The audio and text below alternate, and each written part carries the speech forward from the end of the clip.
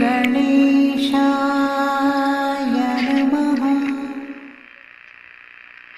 बोले लक्ष्मी माता की जय, बोले गौरी पुत्र गणेश की जय। लक्ष्मी जी की कहानी। एक गांव में एक साहूकार रहता था। साहूकार की एक बेटी थी। वह हर रोज पीपल सींचने जाती थी। पीपल के बीच में से लक्ष्मी जी प्रकट होती थी और चली जाती थी। एक दिन लक्ष्मी जी ने साहूकार की बेटी से कहा, तू मेरी सहेली बन जा। तब लड़की ने कही कि मैं अपने पिता से पूछकर कल आऊंगी। साहूकार की बेटी ने घर जाकर अपने पिता को बताया, सारी बात कह दी। तब उसके पिताजी बोले वे तो लक्ष्मी जी हैं, अपने को और क्या चाहिए। तो लक्ष्मी जी की सहेली बन जा। दूसरे दिन वे लड़की फिर गई। तब लक्ष्मी जी पीपल के पेड़ से निकल कर आई और कहा, सहेली बन जा। तो लड़की ने कहा, बन जाऊंगी और दोनों सहेली बन गई। लक्ष्मी जी ने उसको खाने का न्योता दिया। घर आकर लड़की ने माँ बाप को कह दिया कि मेरी सहेली ने मुझे न्योता दिया है। पिता ने कहा कि सहेली के यहाँ खाना खाने जाना, पर घर को संभाल कर जाना।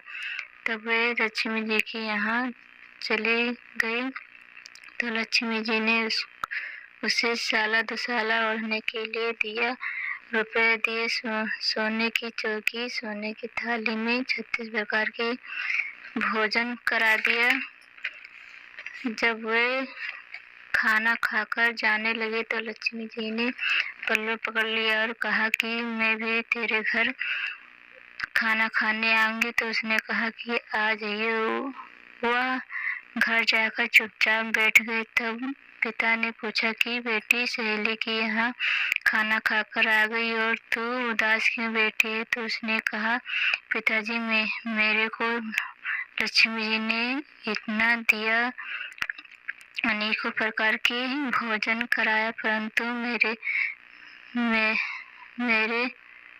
मैं कैसे कराऊंगी। अपने घर में तो कुछ भी नहीं है। तो उसके पिता ने उसने फिर चौकी मिट्टी से चौक डाल दी। लगाकर जब लक्ष्मी जी ने कहा, सहेली चौकी पर तो राजा रानी के भी नहीं बैठी, किसी की भी नहीं बैठी। तो उसने कहा कि मेरे यहाँ तो बैठना पड़ेगा। फिर लक्ष्मी जी चौकी पर बैठ गई। तब उसने बहुत खातिरदारी की। जैसे लक्ष्मी जी ने करी थी वैसे ही उसने करी। लक्ष्मी जी उस पर खुश होकर घर में खूब रुपया हुआ।